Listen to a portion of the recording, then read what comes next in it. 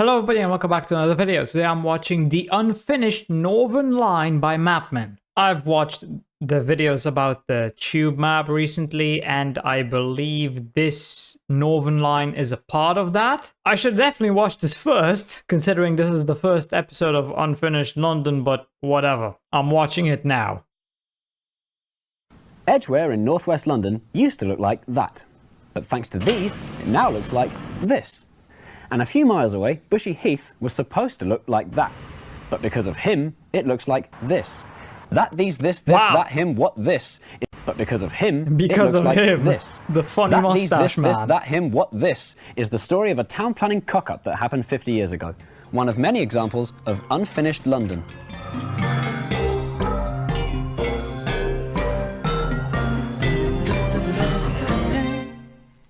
I'm standing at the rather pointless Mill Hill East tube station.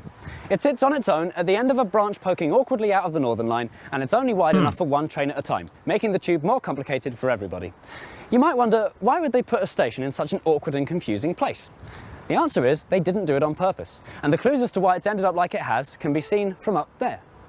Do many If you look people on even Google use Earth, you it? can see the Northern Line snaking through London between the houses. Oh no, up a here lot to of Mill people Hill East. definitely use But that. if you look carefully, you can see that the thin snaking line doesn't stop there. It keeps going through this Yeah, row it of was supposed trees, to keep going. under the M1, and between these houses in a dead straight line. Just from looking, you can tell that there used to be a train line here. So what was this train line, and why isn't it a train line anymore? It was a branch of the Great Northern Railway, built in 1860. Jesus Christ, this video isn't even in 180p. Oh lord, it's from 2009. That went from King's Cross to Edgware, as in the original Edgware station, which has since been demolished and turned into the Broadwalk shopping centre. Some of this old-fashioned steam line became today's Northern Line, but the bit between Edgware and Mill Hill closed in 1964, under the orders of the infamous Dr. Beeching, chairman of British Rail with an incurable phobia of trains. This station survived the axe because the line was electrified as far as here in 1939. And today, this tiny branch to Mill Hill East is all that's left. The rest of the line is now a bridge over nothing, this footpath no one ever uses, another bridge over nothing, and this nature reserve I'm currently trespassing on. But the interesting thing about this line is there would most probably still be trains on it right now if it weren't for a big screw-up that happened 20 years before the line closed. In the 30s, there were plans to extend the Northern Line from I feel like that would be fun to explore. To Edgware, Just where see what it used to look like, and now it's just nothing. After that, they were going to build 3 new stations called Brockley Hill, Elstree South, and Bushy Heath. This project was called... I really feel like it would be fun to explore abandoned places where, like, you can see there used to be infrastructure or there were plans to build it.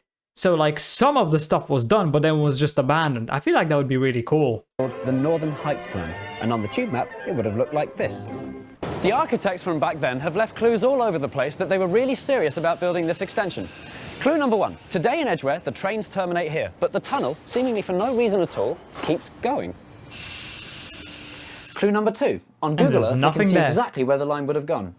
There's a trail of dead-end streets and modern houses that don't quite fit in with their 1930s surroundings. That's because a gap was left on purpose for the line to go, but decades later, when the railway never came, might as well use it for something instead. This one's got a swimming pool. Clue number 3. The imaginary line would have come here over the road on a bridge that they started building. Then the line carries on down there to the best clue of all. Clue number 4. The car boot sale behind the roundabout at Cannon's Corner. This was supposed to become Brockley Hill Station. Here's an artist's impression of what Brockley Hill Station would have looked like. Just like the stations we know and love today, it was designed in Art Deco style with a ticket hall, shopping parade, and that bus stop which is still there today as a now useless lay-by on the A41. The platforms were to be suspended high up on 7 brick arches. They started building the arches, but that's as far as they got. And today, all that's left of the station is these stumpy brick things. Ghostly, aren't they? So why exactly did they stop? As the imaginary line goes further and further north, the clues start to run out. The next station would have been Elstree South, which is now a petrol station. Pretty much no evidence here at all, but apparently there's 500 metres of tunnel underneath here. And after that, Bushy Heath, which is now a nothing. So they started, but why didn't they finish the extension? The simple answer is that the war came along, which put an end to all funding for the project. And by the time the war was over, they'd changed their mind. New legislation called Greenbelt had come in after the war to preserve the countryside and prevent towns from merging into big mutant conurbations. A massive splodge of Well, I've watched the video Britain is a dump, and this whole greenbelt thing, it's pointless. It's dumb. So they probably should have just kept going and build it, but they didn't. The greenbelt was put right where the extension was going to go, which meant no one was allowed to build houses. No new houses, no need for new stations, and the Northern Heights plan was officially abandoned forever on the 9th of February 1954. So what? They were going to build a train line, but then they didn't. Who cares? I do, and I'll show you why it matters. In the olden days, a train station coming to the area was big news. In the ambitious interwar years, wherever trains appeared, swathes of suburban housing would follow.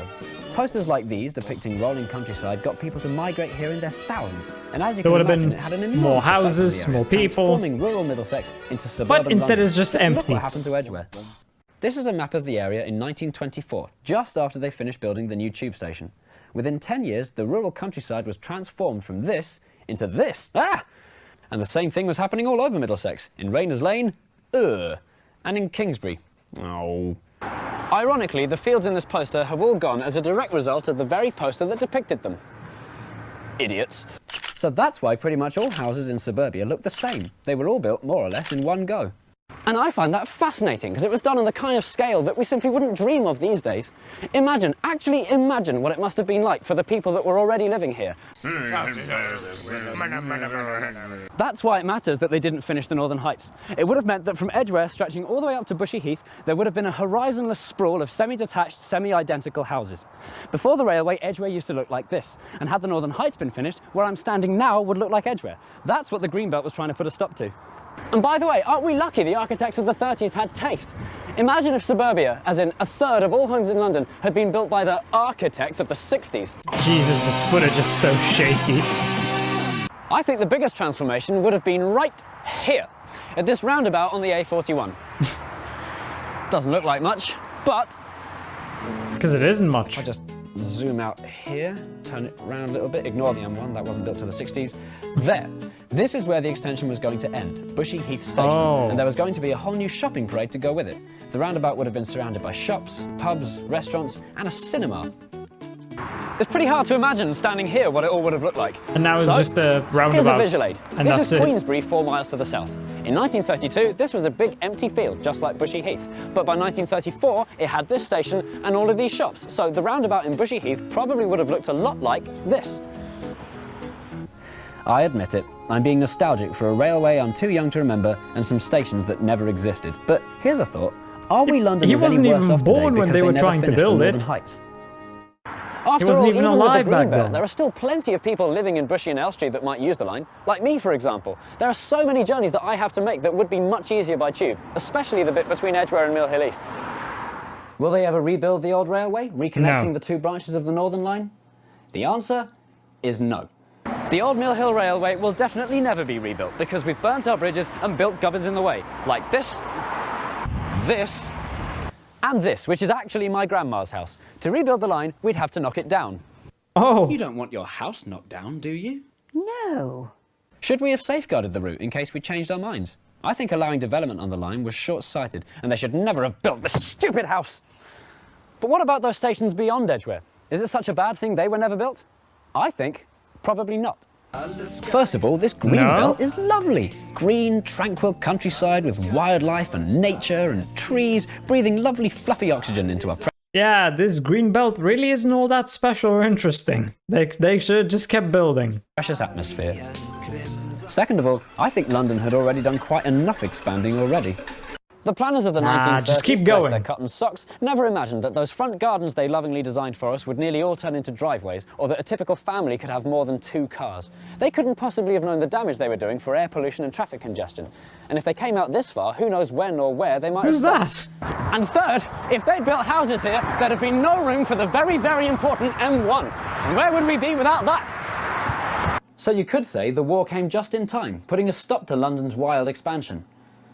The war came just in time. I think that funny mustache man, the Austrian painter, did this on purpose. He was in cahoots with the British, and he started the war just so that they would not build the Northern Line. It was all planned. It was not an accident.